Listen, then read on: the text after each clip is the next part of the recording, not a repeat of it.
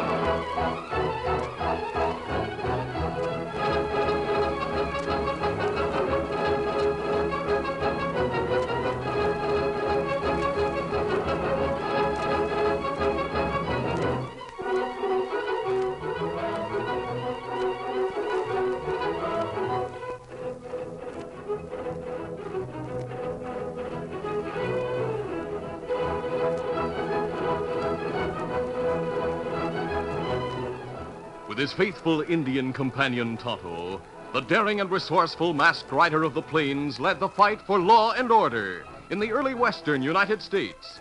Nowhere in the pages of history can one find a greater champion of justice. Return with us now to those thrilling days of yesteryear. From out of the past come the thundering hoofbeats of the great horse Silver. The Lone Ranger rides again. Come on, Silver. Let's go, big fellow. Hi-Yo Silver! Hi!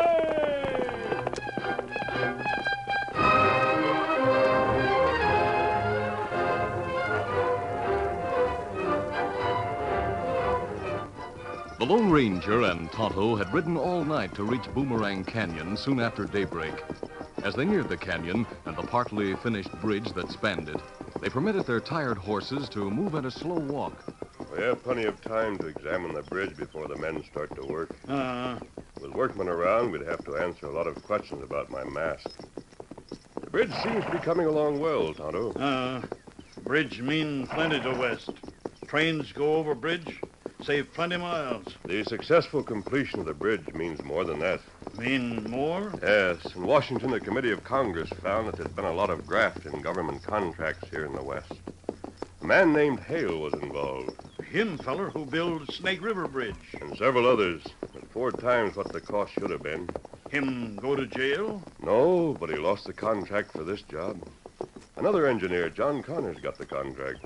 Look like him do good job, Kimasabi. And at a great saving to the government. I'm glad to see the bridge so nearly finished.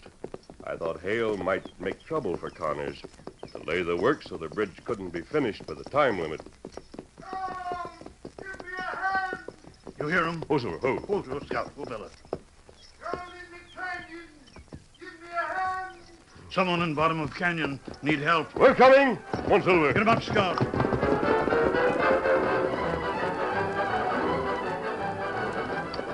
Followed by Tonto, the Lone Ranger guided Silver down a steep and narrow trail to the floor of the canyon, then across the rocky ground to the side of a middle-aged man who lay beneath the bridge. Oh, Silver. Oh, easy, steady, big fellow. Got the canteen, fellow. Me get him. And lie still. We'll help you. Masked Wife Henry. Of all the people who might have ridden by and hurt my house for help, I have to get an outlaw. This mask marks me as an enemy of I outlaws. don't care what you are. You're a friend in need. Here, water. I don't need water. I need something for a busted leg. Dad rat the luck. Me of all people, and now of all times to get a busted leg. Some boards over there, Tonto. We'll put splints on the leg, then get this man out of here. I got a log house up above. There's a ladder over yonder. It goes to the top of the canyon. Yes, I see it. Someone's coming down. Here's splints. Me tight. Let me see who's easy. coming. Just turning my head makes me hurt all over. Take it easy. Oh, that's Rance Kirk. He's my foreman. Your foreman? My name's Connors, John Connors. Oh, and you're in charge of this bridge. I sure am. Steady, Tonto. Why else would I get up before dawn to come and look things over? Hey, you, Kirk! I shouldn't yell so. Mr. Connors, what happened to you? What's it look like? I fell, busted my leg. Lucky it wasn't my head. Some jughead left planks on the bridge without nailing them down. Confounded, Mr. Connors. I've tried to persuade you not to come here alone before anyone's around. You do it every day. I knew that sooner or...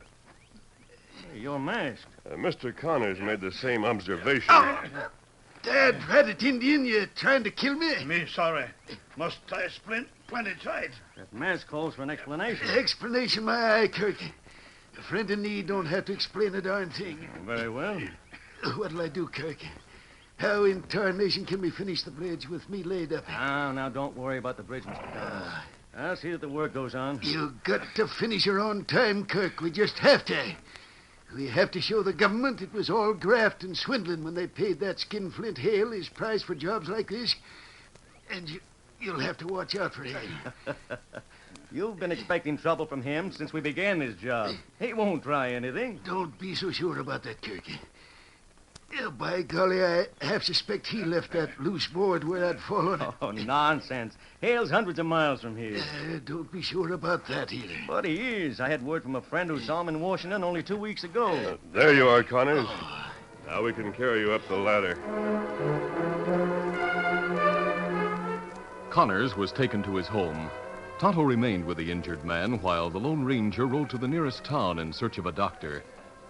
Meanwhile, Rance Kirk supervised the men who worked on the bridge. It was mid-afternoon when Kirk sought the side of a tool shed where it was shady. When he saw a man approaching on horseback, he glanced furtively around to make sure none of the others were watching. Whoa there, whoa there. Mr. Hale. You received my message, Kirk? Yes.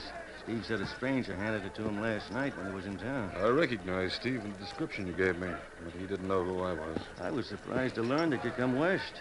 Isn't it a little dangerous to come here? Not unless Connors happens to see me. No one else knows me. Connors had an accident this morning. Broke his leg. Good. That's the first favorable report I've had from you. In fact, I came here to learn why you hadn't done something. The bridge seems to be progressing too well. Don't worry. I told you it wouldn't be done on schedule. But at the present rate, it will be done on schedule. But I couldn't do anything until Connors was out of the way. I've been trying for weeks to make him have an accident. Well, he's out of the way now. And things will happen. Well, they'd better. If Connors does this job successfully at the low price he quoted, I'll be out of business. I'll never get another government contract as long as I live, or any other kind of contract. We'll see that the cost keeps mounting and that he doesn't finish on time. Oh, and look. Look, Steve is working on the donkey engine. Over there. Yeah, what of it? He's using a very old cable. Should have been replaced. Now look at him. He's trying to lift too many timbers with it. If that cable snaps and those heavy timbers fall... Watch that. Hey, the cable.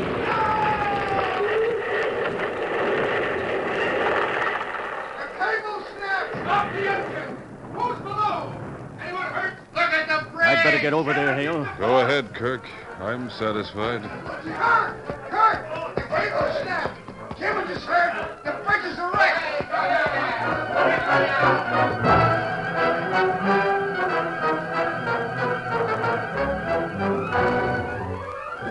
Hale, wearing a smug smile of satisfaction, rode away, while Kirk hurried to the house, where Connors lay on a bunk with Tonto sitting in a chair nearby. And that's how it happened, Mr. Connors. The cable was old, and Steve put too much weight on it. Why in thunder wasn't the new cable installed? That rat. Was anyone hurt? Well, Timmons was down below. He was killed. Huh? Boys are getting him out of the canyon right now. Carelessness. Downright carelessness. Same as it was careless to leave that loose board that threw me off the bridge. Well, I fired Skinny for that, Mr. Connors. And I'll fire Steve for not putting on the new cable. What about the bridge? Smashed up pretty bad. How long will it take to repair the damage? At least 2 weeks. 2 weeks? Oh. You take easy. Not try get up. All right, Tonto. See here, Kirk. We can't spend 2 weeks repairing that damage. We can't lose 2 days of progress on that bridge. Well, I don't know what we can do about it. Do! We can get more help. Get more men on the job. Get them in to work longer hours. Work by lantern light if Well, need I'll be. see what we can do, Mr. Connors. And look up the Timmons family. See if we can do something for him. Right. Doggone it all. This isn't the worst luck. Maybe masked friend have ID when him get here. That won't bring back Timmons' life.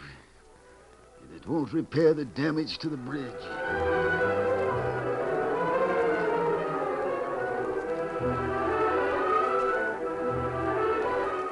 Rance Kirk returned to the construction job, and Connors fumed and worried for the next half hour. Then the door opened. Well, came back. Didn't you expect me, Connors? Well, I figured that being a masked man, you wouldn't want to be around other men. I thought the story of going for a doctor was just a stall to get away. There's no doctor in the nearest town. Well, I don't need one. You and the engine have fixed me up first rate. Plenty trouble while you're gone. Yes, I know about it. I saw the bridge damaged and went to look it over. Some of the men told me what happened. No excuse for accidents like that. You're sure it was an accident, Connors? Hey? Why'd you ask? It would mean a lot to Hale if you couldn't complete your contract on time. Yes, it sure would. But I don't see how Hale could have a hand in what's happened. Connors, I'm not sure your foreman can be trusted. What's that? Kirk, I heard what you said, mister. So I can't be trusted. now take it easy, Kirk. Listen, Mr. Connors. This masked man's been snooping around asking questions. I wasn't snooping, but I did ask questions. You're here to make trouble. What matter, Kirk? You afraid I'll learn something? This job's none of your business. It's a government job, Kirk. That makes it the business of any citizen. If you think Now, you're gonna... Kirk, this man's already proved himself a friend. Friend, nothing. He's trying to stir up trouble. For all we know, he might be working for Hale. I examined that worn cable, Kirk. Should have been replaced. If it had been, the bridge wouldn't be wrecked, and Timmons would be alive. After all, Kirk, you've been in charge of equipment. If the cable needed replacing, you should have... Well, I can't do everything. Besides, that cable would have held if Steve hadn't put too much load on it. You fired Steve, didn't you? Sure I did. I paid him off and fired him. Same with the fool who left the loose plank on the bridge. Yes, I know. I met them both on my way from town. They were going to town to have a big evening. Tonight, they might feel expensive, willing to talk. What are you getting at? It might be a good idea to question both of them. Maybe Hale hired them to make trouble on the job. If I thought that's what happened, Kirk, did you give those two a gone over? I bawled them out plenty. If you say so, Mr. Connors, I'll go to town tonight and question them. But this masked man... It might be better if someone else asked the question. You mean I can't be trusted? Can you? That's more than I'll take. I'll show you. Oh, you missed. Now, stop. I'll get you. Please stop him. Keep out of it, Tonto. This'll teach you. Oh, Mr. Gannon, that's enough. You sure nailed him.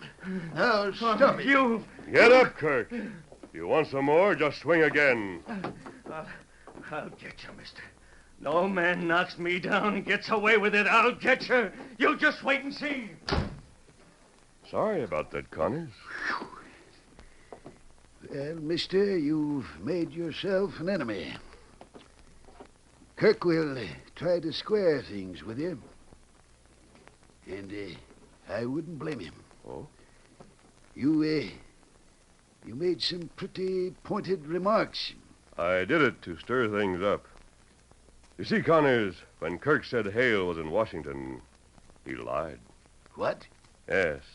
On my way back from town, I met Steve and Skinny coming from this job. And I saw someone else heading from here to town. I saw Hale.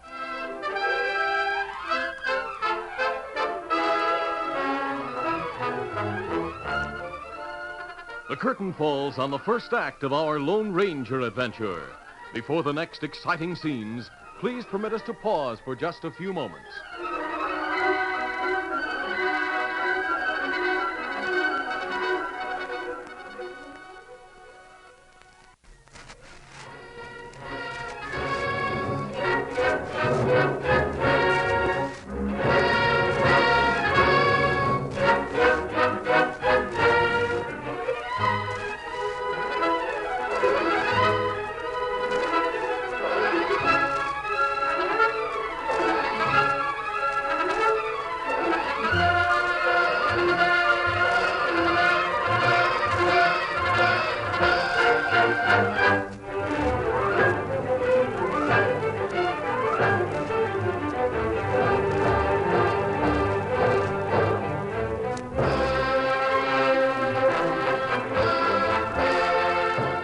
Now to continue.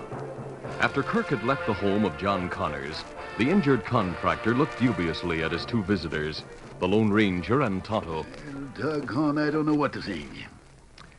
You talk like a man who's on the square, but you're as much as saying Kirk is working for Hale. If he is, Connors, you want to know it, don't you? Of course I do. But he's always been a good man. It's hard to believe he'd work against me. Connors, I stirred things up to see what Kirk would do. If Kirk's working for Hale and told Steve to break the cable and drop those timbers to smash the bridge, Kirk will do his best to see that Steve doesn't talk. I've got to know the truth about Rance Kirk. In that case, Tonto, you come with me. We're going into town. On the way to town, the Lone Ranger outlined a plan to Tonto. It involved the use of a disguise and called for daring of the highest order.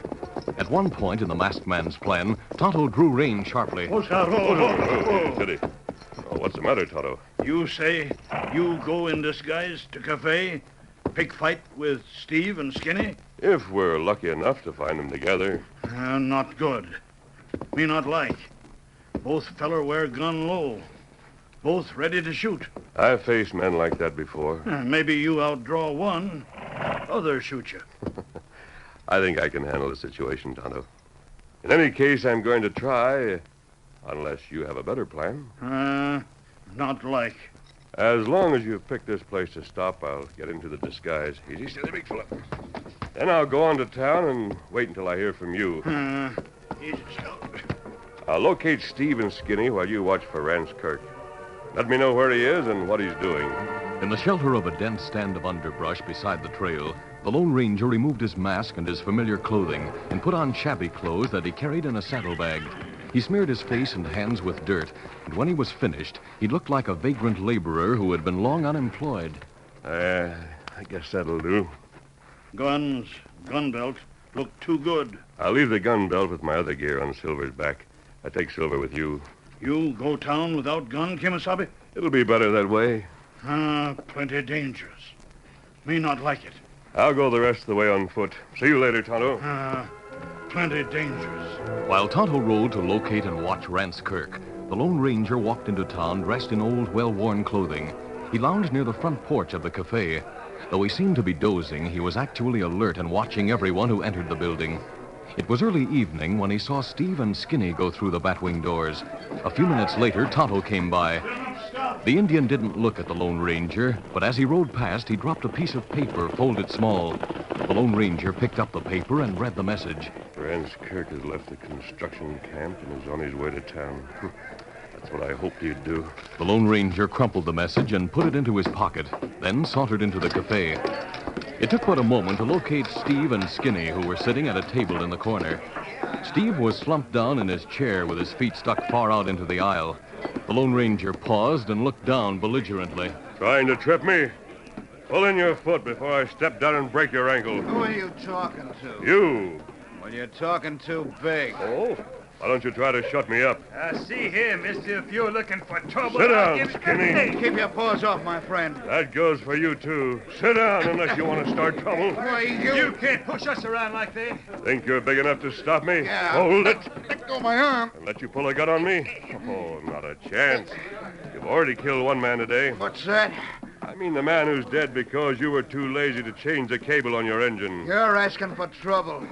Well, you'll get it. Hey, gents. Gents, don't start anything.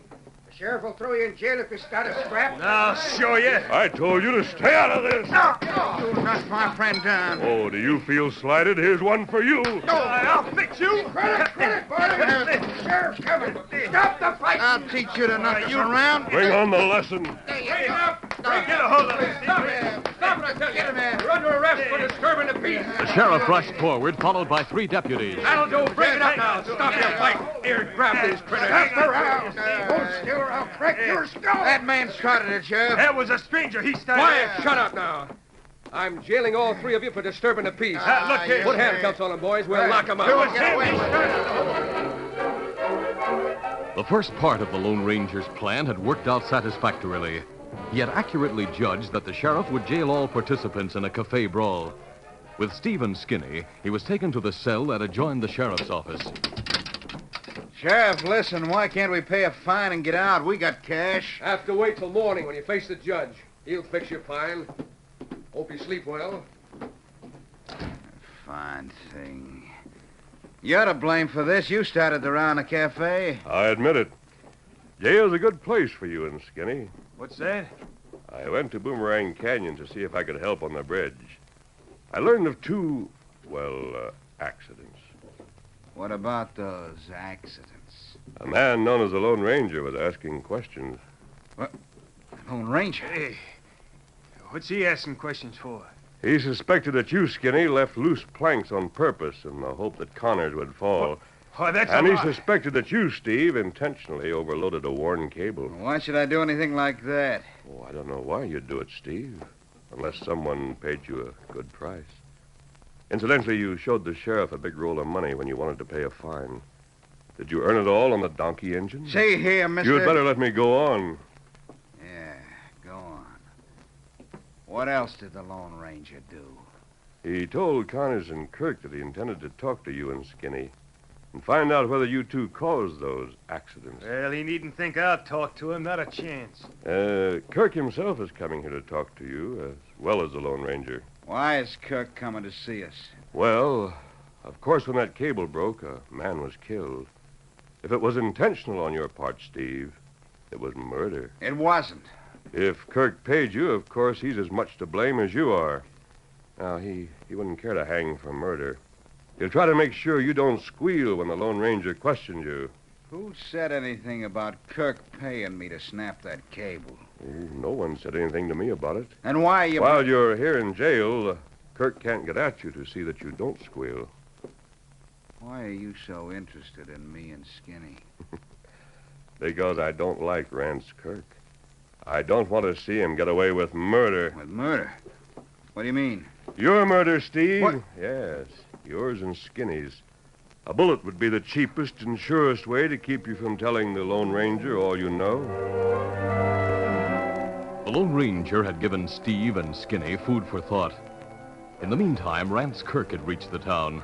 He soon learned of the arrest of Steve and Skinny, then went to the hotel where Hale stayed under an assumed name. He told about the Lone Ranger. Then... And I thought I'd better tell Steve and Skinny to clear out of town before that masked man could question them. You say they're in jail? Well, that's what I came to you for. I'll need some cash. Yeah, what for? I've got to persuade the judge to handle the case tonight. Now, if I make a contribution to the town, he'll set a fine tonight instead of waiting for court in the morning. Then I'll pay the fine and get those two released. Will they leave town? They will if I pay them something extra. Hale provided cash.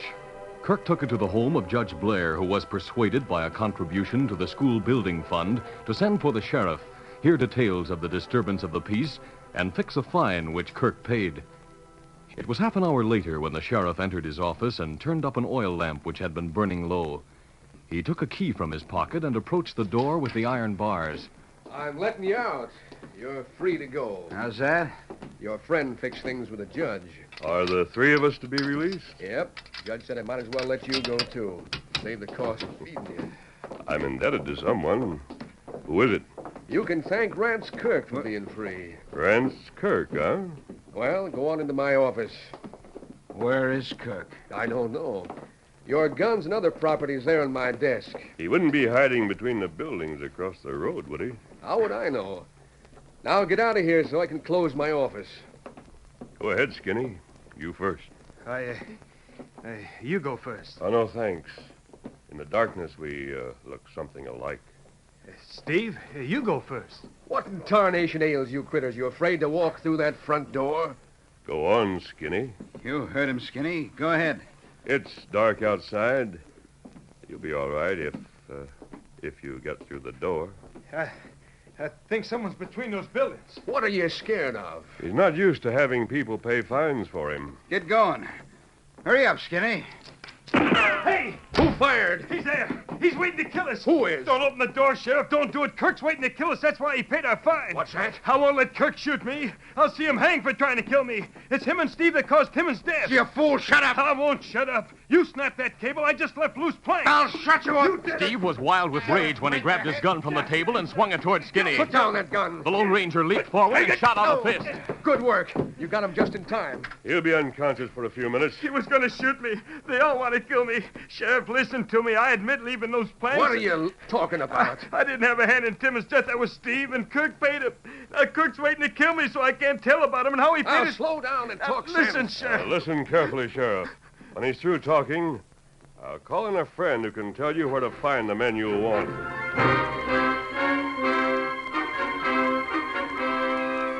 The Lone Ranger left the office while Skinny talked at length. A few minutes later, Tonto entered. What do you want, Injun? Talk fast now. I've got lots to do. Me bring message. Kirk in hotel. What? Room 25.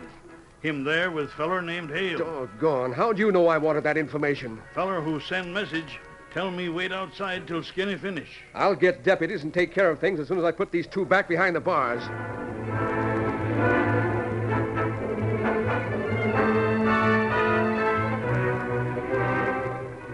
It was the following morning when the sheriff called on Connors and told of the arrests he had made. On the strength of what Skinny said in his signed statement, we've got enough to hang Steve and Kirk. And maybe Hale as well. Good work, Sheriff, good work. With Hale out of the way, I'll not have to worry too much about finishing the bridge on time. You know, Connors, the curious thing is this. Huh? Kirk didn't fire the shot that made Skinny talk. He didn't have any intention of killing Steve and Skinny. No? No. He was waiting in the hotel. He was going to give those critters cash to leave town. Well, who did fire the shot from across the street? The Indian. He was working with the masked man who started the cafe brawl. It was all a plan to make the truth come out. And who started the cafe brawl? He let me know who he is by leaving a silver bullet on my desk. That fellow is the Lone Ranger.